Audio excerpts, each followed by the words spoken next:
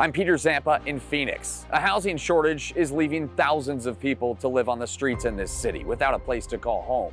I spent the day at The Zone, an encampment in downtown Phoenix where more than 800 people stay, but a pending legal decision could force them all to leave.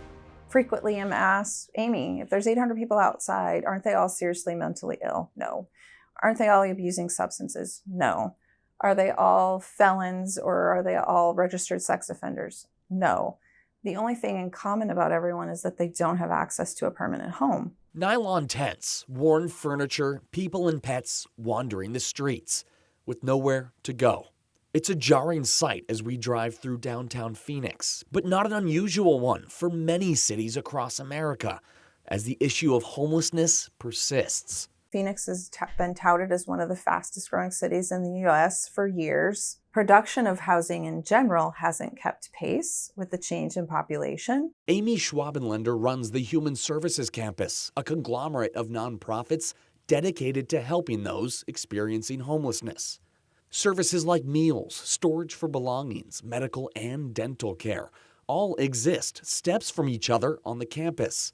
So you can see all the equipment, top-notch. Available for anyone experiencing homelessness to take advantage of, on campus or off. What keeps you coming to work every single day? I believe homelessness is unacceptable in the United States of America. My goal every day, if I'm walking outside or on the campus, is to look as many people in the eye as possible and say, either good morning, good afternoon, how are you doing today? I have this obligation to be part of the solution and not continue to just manage homelessness. But with just 900 beds available each night, the shelters on the campus just aren't enough. Now, capacity issues at the Human Services campus has led to a spillover effect, and that's how you get scenes like this on the sidewalks of Phoenix. And now that overflow has led to a lot more people on the sidewalks, and that has some local business owners concerned.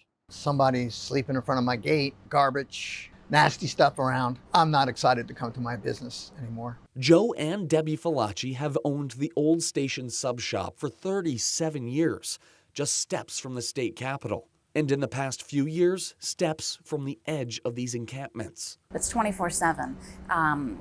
With the issues that we're having, we've lost a lot of our customers. A lot of them are too scared to walk down the street, and I don't blame them. Do you feel for these people out here on the street? Of course we feel for them, absolutely. We're not against the homeless. We have no problem serving them, like anybody. As long as people are nice, that's all we care about.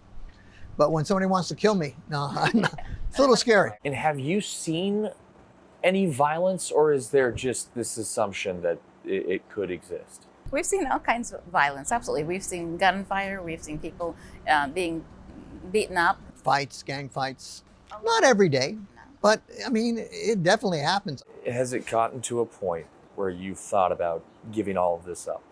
Absolutely. Yeah, we've had the restaurant for sale, and a lot of people have come by and looked at it, thought it was cute, neat atmosphere, but they drive down the neighborhood and they go, no way. The Falaccis and several other local businesses hit a tipping point last August. They filed a lawsuit against the city of Phoenix over the zone.